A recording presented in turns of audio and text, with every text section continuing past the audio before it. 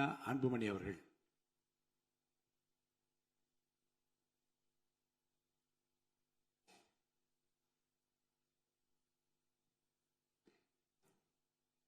மாண்புமிகு பேரவைத் தலைவர் அவர்களே, மாண்புமிகு முதலமைச்சர் அவர்களே, மாண்புமிகு அமைச்சர் பெருமக்களே, மாண்புமிகு எதிர்க்கட்சி தலைவர் அவர்களே, மாண்புமிகு சட்டமன்ற குழு தலைவர் அவர்களே, மாண்புமிகு சட்டமன்ற உறுப்பினர்களே, உங்கள் அனைவருக்கும் வணக்கம்.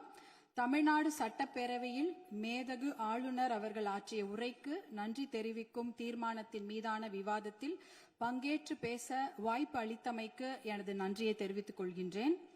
மாண்புமிகு முதலமைச்சர் அவர்களுக்கு மனமார்ந்த பிறந்த நாள் வாழ்த்துக்களை கூறி எல்லா வளமும் பெற்று பல்லாண்டு வாழ பாட்டாளி மக்கள் கட்சி சார்பில் வரவேற்று வாழ்த்துக்களை தெரிவித்து மகிழ்கின்றோம். என்னை இந்த சட்டமன்றத்தில் பேச வாய்ப்பளித்து என்னை இந்த நிலைக்கு உயர்த்திய பாட்டாளி மக்கள் கட்சியின் நிறுவனர் மருத்துவர் ஐயாவிற்கும், பாட்டாளி மக்கள் கட்சியின் தலைவர் மருத்துவர் அன்புமணி ராமதாஸ் அவர்களுக்கும் இந்த நேரத்தில் சிரம் தாழ்ந்த நன்றிகளை தெரிவித்துக் கொள்கின்றேன். என்றுமே அயராது பாடுபட்டு களப்பணி ஆற்றிக் கொண்டிருக்கும் பாட்டாளி மக்கள் கட்சியின் அடிப்படை தொண்டர்களுக்கும் அனைத்து நிலை நிர்வாகிகளுக்கும் என் நெஞ்சார்ந்த நன்றிகள்.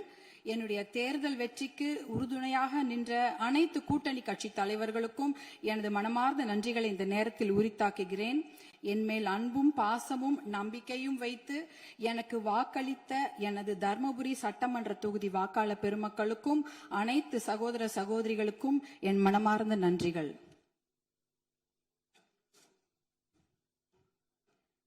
மாண்புமிகு பேரவைத் தலைவர் அவர்களே, ஒரு அறையை எதை கொண்டு வேண்டுமானாலும் நிரப்பலாம். ஒரு அறையில ஒரு பருத்தி மூட்டையை கொண்டு அடுக்கினாலும் அது நிரம்பிவிடும். இல்ல அதே அறையில ஒரு என்ன சொல்றது, ஒரு வைக்கோல் போரை வைத்தாலும் அது நிரம்பிவிடும். ஆனால் அந்த ஒரு அறையில ஒரு மெழுகுவத்தி ஏத்தி வச்சா, ஒரு விளக்கு ஏத்தி வச்சா அந்த விளக்குடைய ஒளி அந்த அறையே நிரப்பிவிடும். அப்படிப்பட்ட ஒரு நிகழ்ச்சியை தான் நான் மாண்புமிகு ஆளுநர் அவர்கள் உரையில நான் பார்த்தேன். ஏனென்றால் அந்த உரையில் ஒரே ஒரு வாக்கியம், சமூக நீதி கணக்கெடுப்பு நடத்தப்படும் என்ற அந்த ஒரு வாக்கியம் இந்த சட்டப்பேரவை மட்டும் ஒளிபர செய்யவில்லை, தமிழ்நாடு மக்களின் அனைத்து இல்லங்களிலும் அது பிரகாசத்தையும் வெளிச்சத்தையும் ஒளியையும் கொண்டு நிரப்பியது. ஏன்னா 100 ஆண்டுகளுக்கு பிறகு சமூக நீதி கணக்கெடுப்பு நடத்தப்படும் என்ற அந்த வாக்கியம் மிகப்பெரிய ஒரு வரலாற்று சிறப்பு மிக்க ஒரு வாக்கியம். அதற்காக மாண்புமிகு முதலமைச்சர் அவர்களுக்கும் மாண்புமிகு நம்முடைய தமிழக அரசுக்கும் எங்களுடைய பாட்டாளி மக்கள் கட்சி சார்பாக நன்றிகளையும் வரவேற்பையும் தெரிவித்துக் கொள்கிறோம். ரொம்ப அன்பாக மகிழ்ச்சியாக தெரிவித்துக் கொள்கின்றோம். ஏனென்றால் பாட்டாளி மக்கள் கட்சியின் கொள்கைகளே அதை ஒருங்கிணைக்கிற ஒரு மையப்புள்ளி அப்படின்னா அது சமூக நீதி தான். அந்த சமூக நீதியை நிலைநாட்ட இந்த சமூக நீதி கணக்கெடுப்பு நடத்தப்படுவதால் கண்டிப்பாக எல்லா இல்லங்களுக்கும் தமிழ்நாட்டின் மக்களுடைய அனைத்து நலத்திட்டங்களும் போய் சேரும் என்பதில் எந்த ஐயமும் இல்லை. அதற்காக எங்களுடைய மகிழ்ச்சியை தெரிவித்துக் கொள்கின்றோம். மாண்புமிகு மேதக ஆளுநர் அவர்களின் உரையில வேளாண் பெருமக்கள் அப்படின்ற வார்த்தையை சொல்லியிருந்தாங்க. வேளாண் பெருமக்கள் என்ற வார்த்தை எவ்வளவு அழகான வார்த்தை. ஆனால் பாட்டாளி மக்கள் கட்சியில நாங்க வேளாண் பெருமக்களை கடவுளா தான் நாங்க பார்ப்போம். அவர்கள் நமக்கு உணவளிக்கும் கடவுள்களாக தான் நாங்க அவங்கள பாக்குறோம். அதுல பாத்தீங்கன்னா சிறு குறு விவசாயிகளுக்கான கடன், விவசாய கூட்டுறவு கடனை தள்ளுபடி கொஞ்சம் செய்வதாக அறிவித்திருக்கிறார்கள். நீங்க வேளாண் குடிமக்களுடைய உழைப்பை நாம பார்க்க வேண்டும். வெயில்ல யாருமே வெளியில போக மாட்டாங்க. ஆனா வேளாண் குடிமக்கள் மட்டும்தான் வெயிலே வேலை செய்வாங்க. கடின உழைப்ப அந்த வெயில்ல தான் அவங்க கொடுப்பாங்க. அதே சமயம் மழை வெள்ள காலங்கள்லயும் அவங்க வேலை செஞ்சுட்டு இருப்பாங்க. மழை வெள்ளத்துல கொஞ்சம் அதிகமா தண்ணி தேங்கிட்டா கூட அந்த நிலத்துல இருக்கிற அந்த பயிர் எல்லாம் அப்படியே முழுகிடும். இப்பெல்லாம் போய் பயிர் முழுகிட்டா யாரும் போய் நேரடியா ஆய்வெல்லாம் செய்யறது இல்ல. ட்ரோன் அனுப்பி அந்த பயிர்ல அந்த தண்ணி நிலத்துல தேங்கி இருக்கான்னு கண்டுபிடிக்கிறாங்க. 2 நாள் கழிச்சு நீங்க ட்ரோன் அனுப்புனீங்கன்னா தண்ணியே இருக்காது, தண்ணி வடிஞ்சிரும். அப்ப அந்த ட்ரோன் என்ன சொல்லும்னா தண்ணி இல்ல, அங்க எந்த பாதிப்பும் இல்ல அப்படின்ற தகவலை கொடுக்கும். இப்படி எவ்வளவு பிரச்சனைகள். அதே அறுவடை செய்து விட்டார்கள் என்றால் பாத்தீங்கன்னா அந்த டைரக்ட் ப்ரொக்யூர்மெண்ட் சென்டர், அதாவது டிபிஆர்னு சொல்லுவாங்க, அந்த கொள்முதல் நிலையங்கள், நேரடி கொள்முதல் நிலையங்களுக்கு மூட்டை மூட்டையா அரிசி எடுத்துட்டு போவாங்க. ஆனா ஒரு கொள்முதல் நிலையங்கள்லயும் ஒரு நாளைக்கு இவ்வளவுதான் அரிசி எடுத்துக்க முடியும், இவ்வளவுதான் மூட்டை எடுத்துக்கொள்ள முடியும் என்ற அளவுகோல் இருக்கும். ஆனால் அந்த அளவுகோலுக்கு மேல ஆயிடுச்சுன்னா அந்த மூட்டையை வச்சுட்டு வெயிலையும் மழையிலையும் அங்கேயே இருக்கணும். அது என்னவானாலும் சரி, மூட்டையை அவங்க நிலத்துல இருந்து எடுத்துட்டு போயிட்டாங்கன்னா தனியார் அந்த கொள்முதல் நிலையங்கள் வாசல்லே படுத்து கிடப்பாங்க. மழை பெஞ்சிச்சுன்னா அந்த மூட்டையெல்லாம் உள்ளே முளைச்சிடும், கெட்டு போயிடும். இப்படி எத்தனையோ சிரமங்களை மீறி தான் அவங்க நம்மளுடைய உணவு மேசைக்கு சாப்பாடை கொண்டு வராங்க. அதற்காக அவங்க வாங்குற கடன் பாத்தீங்கன்னா தனியார் வங்கிகள்ல வாங்குவாங்க, தேசிய வங்கிகள்ல வாங்குவாங்க, கூட்டுறவு கடன் வாங்குவாங்க, யாருக்கிட்ட வேணாலும் கடன் வாங்கி அந்த விவசாயத்தை செய்வாங்க. அப்படி இருக்கும்பொழுது அந்த வங்கி கடன்களை நாம தள்ளுபடி செய்ய வேண்டும். மகாராஷ்டிரால பாத்தீங்கன்னா எல்லா வங்கி கடன்களையும் தள்ளுபடி செய்திருக்கிறாங்க. நம்ம தமிழ்நாட்டுல நம்ம கூட்டுறவு கடன், அந்த கடனை வாங்கின கடனை முழுமையாக தள்ளுபடி செய்ய வேண்டும் என்பதுதான் எங்களுடைய வேண்டுகோள். அப்படி ஏன் தெரியுங்களா, தமிழ்நாட்டுடைய ஒரு 3 பேர்ல 2 பேர் விவசாயத்துக்கும் விவசாயத்தை சார்ந்த தொழில் செய்யறாங்க தமிழ்நாட்டுல. அப்படி இருக்கும்பொழுது வருஷத்துக்கு நீங்க 10,000 கோடி கடன் வாங்கினவங்க கூட சந்தோஷமா வெளிநாட்டுல வாழ்ந்துடுறாங்க கடனை கட்டாம. ஆனா 10,000 ரூபாய் கடன் வாங்கிட்டு அந்த கடனை யாரா வீட்டு வாசல்ல வந்து கேட்டாங்கன்னா அவமானம் தாங்காம தற்கொலை பண்ணிக்கிறாங்க. 2021, 22, 23 கிட்டத்தட்ட 1968 விவசாயிகள் தமிழ்நாட்டுல தற்கொலை பண்ணி இருக்கிறாங்க. அப்படின்னா ஒரு நாளைக்கு 2 பேர், ஒரு நாளைக்கு 2 விவசாயிங்க தற்கொலை பண்ணிருக்கிறாங்கன்றத இந்த புள்ளி விவரம் சொல்லுது. அவங்களெல்லாம் நம்ம காப்பாத்தி ஆகணும். இப்ப சூப்பர் எல்னினோ வரப்போகுது. அந்த சூப்பர் எல்னினோனா கடுமையான வறட்சி, அதுக்கு நம்ம தயாரா இருக்கணும். இன்னும் எவ்வளவு கடன் வாங்குவாங்களோ அவங்க தெரியாது. நம்ம விவசாயிங்க எங்க இருக்காங்க தெரியுங்களா, 100 அடி ஆழத்து பள்ளத்துல இருக்கிறாங்க. 100 அடி ஆழ பள்ளம் கடன் சுமையில. ஆனா நீங்க நம்மளுடைய தமிழக அரசாங்கம் இன்னைக்கு அவங்க 50 அடி ஆழ கயிறு தான் கொடுத்திருக்கீங்க. எப்படி வெளியில வருவாங்க? 50 அடி கயிறு, அவன் 100 அடி ஆழம் பள்ளத்து இருக்கிறாங்க. அந்த விவசாயிங்க எப்படி வெளில வருவாங்க? முழுமையாக கடனை தள்ளுபடி செய்தா தானே அவங்க அந்த கடன் பிரச்சனை வெளியில வந்து அவங்க அடுத்த வேலையை பார்க்க முடியும். அதனால நீங்க உங்களுடைய அதிகாரிகள், மாண்புமிகு பேரவைத் தலைவர்கள், உங்கள் வாயிலாக முதலமைச்சரை நாங்க கேட்டுக்கொள்வதுதான், உங்களுடைய அதிகாரிகள் சொல்லுவாங்க, ஐயோ நிதி சுமை, கடன் சுமை, கூடுதல் செலவினம் அப்படிலாம் சொல்லுவாங்க. ஆனா அதையெல்லாம் நீங்க அதையெல்லாம் ஒரு புறம் ஒதுக்கி வைத்து விட்டு அவர்களுக்கு முழு கடன் தள்ளுபடி செய்யணும். ஏற்கனவே 2000 கோடியா 6000 கோடியா உயர்த்திட்டீங்க.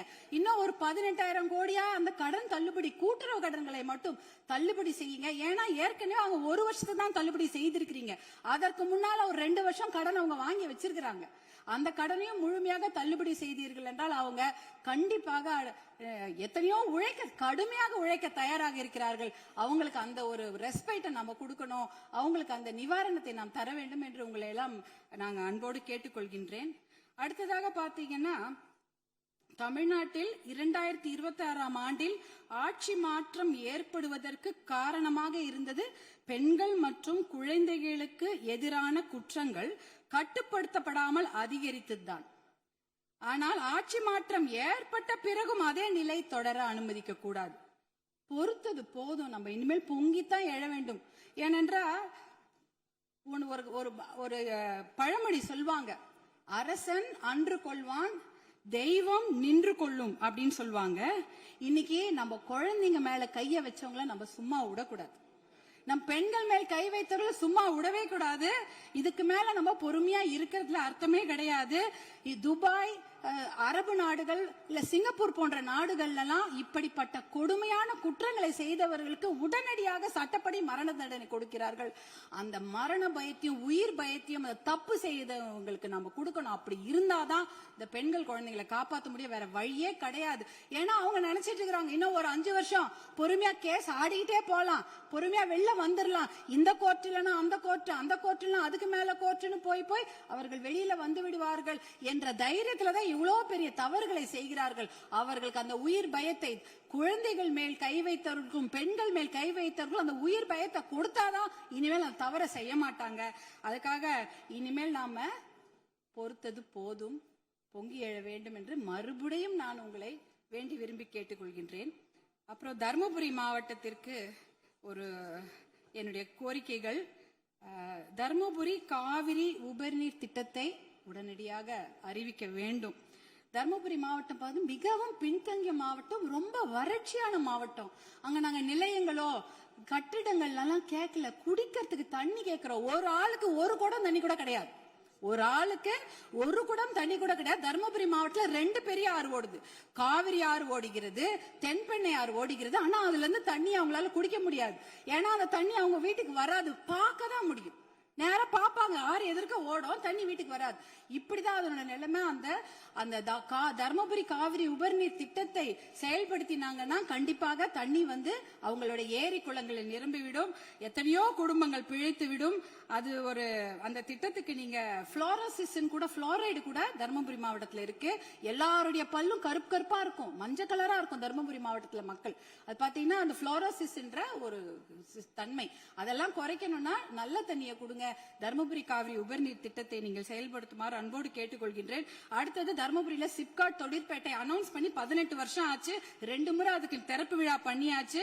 ஆனா கூடுதல் நிதி ஒதுக்கீடு செய்ய வேண்டும். அந்த இடத்துல 2 நிமிஷம் கூடுதல் நிதி ஒதுக்கீடு செய்து தர்மபுரி மாவட்டத்திற்கு வந்து அந்த சிப்காட்டை உயிர் கொடுக்கணும். ஏன்னா தர்மபுரி மாவட்டத்தில் 3 லட்சம் இளைஞர்கள், 3 லட்சம் குடும்ப தலைவர்கள் புலம்பெயர்ந்து மற்ற ஊருக்கு போய் பழைச்சிட்டு இருக்கிறாங்க. அவங்க குடும்பத்தோட சேர்ந்து வாழறதுக்கு நீங்க வழிவகை செய்யணும். கூடுதல் நிதி ஒதுக்கீடு செய்து அந்த சிப்காட்டுக்கு உயிர் கொடுக்க வேண்டும் என்று கேட்டுக்கொள்கின்றேன். அடுத்தது பாத்தீங்கன்னா தர்மபுரி மொரப்பூர் ரயில்வே திட்டம். சென்னையில இருந்து எல்லாரும் அவங்க ஊர் தலைநகருக்கும் மாவட்ட தலைநகருக்கு ட்ரெயின்ல போலாம். ஆனா எங்க ஊருக்கு மட்டும் போகவே முடியாது ட்ரெயின்ல. தர்மபுரிக்கு சென்னைக்கும் ட்ரெயின் கனெக்ஷன் கிடையாது. அதுனா மொரப்பூர்ல ஒரு பெரிய பிட்டு வந்து உடஞ்சு போயிருக்குது. அதுக்காக பாட்டாளி மக்கள் கட்சி நாடாளுமன்ற உறுப்பினர்கள் 2004 இருந்து போராட்டம் பண்ணி 2019 அந்த திட்டத்துக்கு அனுமதி வாங்கி ஃபண்டும் வாங்கி கொடுத்துட்டாங்க. ஆனா நிலத்தை வாங்கி கொடுப்பதில் கொஞ்சம் நிறைய சிக்கல்கள் இருக்கு. 50% நிலம் மட்டும்தான் அதுக்கு ஒதுக்கீடு செய்திருக்கிறாங்க. அந்த திட்டத்தை விரைவாக செயல்படுத்த வேண்டும். அதற்கு நீங்கள் சிறப்பு கவனம் தமிழக அரசாங்கம் செய்ய வேண்டும் என்று உங்களை அன்போடு கேட்டுக்கொள்கின்றேன். வருமானம் இல்லைன்னு நம்ம சொல்லிட்டு இருக்கிறோம். ஆனால் நிறைய நல்ல திட்டங்கள் இருக்கிறது. அதாவது பாலிசி டிசிஷன்ஸ் பண்ணாலே அந்த வருமானம் தேவை கிடையாது. இப்ப இளைஞர்களுக்கு வேலை வாய்ப்பு 75% நீங்கள் உறுதி செய்து விட்டீர்கள் தனியார் துறையில அப்படின்னு சொன்னீங்கன்னா, தனியார் துறையா அவங்களுக்கு வேலையை கொடுப்பாங்க. தமிழ்நாட்டு இளைஞர்களுக்கு வேலை கொடுக்கப்படும். இப்ப வேலையில்லா திண்டாட்டம் அதுவே குறைஞ்சிடும். அதே போல மாவட்டங்கள் அதிகமாக இருக்கிறது தமிழ்நாட்டில். அதாவது அதை வந்து நம்ம மாவட்டங்களை பிரித்தால் ஒரு கொஞ்சமாக நிதி சுமை தான். ஆனா மாவட்டம் மிகப்பெரிய வளர்ச்சியை பெற்றுவிடும். அதே போல பில்ஃபரேஜை குறைக்கிறோம்ட்டு கவர்னருடைய அமேதக ஆளுநர் உரையில இருந்தது. கனிம வள கொள்ளை வந்து தடுத்துட்டா 1.5 லட்சம் கோடி 2 லட்சம் கோடி ரூபாய் நம்மால வருவாய் வந்து தமிழ்நாட்டுக்கு கிடைக்கும். அதே போல சேவை உரிமை பெறும் சட்டம் 21 மாநிலங்கள்ல இருக்கிறது. அது வந்து பொதுமக்களுடைய நலனுக்காக கொண்டு வரப்பட்டது. அது பாத்தீங்கன்னா அதனால எப்படின்னா எந்த ஒரு விஷயத்துக்காக பொதுமக்கள் அப்ளை பண்றாங்களோ உடனே வந்து சேர்ந்துரும், ஒரு பைசா செலவில்லாம. சேவை உரிமை சட்டம், லோக ஆயுக்தாவை பலப்படுத்த வேண்டும். இப்படி போன்ற பில்ஃபரேஜ்களை தடுத்தாலே தமிழ்நாட்டுக்கு வருவாய் ஏற்பட்டுவிடும். பாலிசி டிசிஷன்ஸ் பண்ணும்பொழுது எந்த ஒரு நிதி சுமையும் கிடையாது. இப்படிப்பட்ட திட்டங்களை எல்லாம் நீங்க கவர்னர் உரையில, அமேதக ஆளுநர் உரையில சிலவற்றை அறிவிப்பு செய்திருக்கிறீர்கள், சிலவற்றை அறிவிப்பு செய்யாமல் இருக்கிறீர்கள். அதையெல்லாம் கொண்டு வர வேண்டும் என்று உங்களை கேட்டுக்கொண்டு, எனக்கு இந்த வாய்ப்பை அளித்த பேரவைத் தலைவர் அவர்களுக்கும் மாண்புமிகு முதலமைச்சர் அவர்களுக்கும் எல்லோருக்கும் என்னுடைய சட்டமன்ற உறுப்பினர்கள் என் மனமார்ந்த நன்றியை தெரிவித்துக் கொள்கின்றேன்.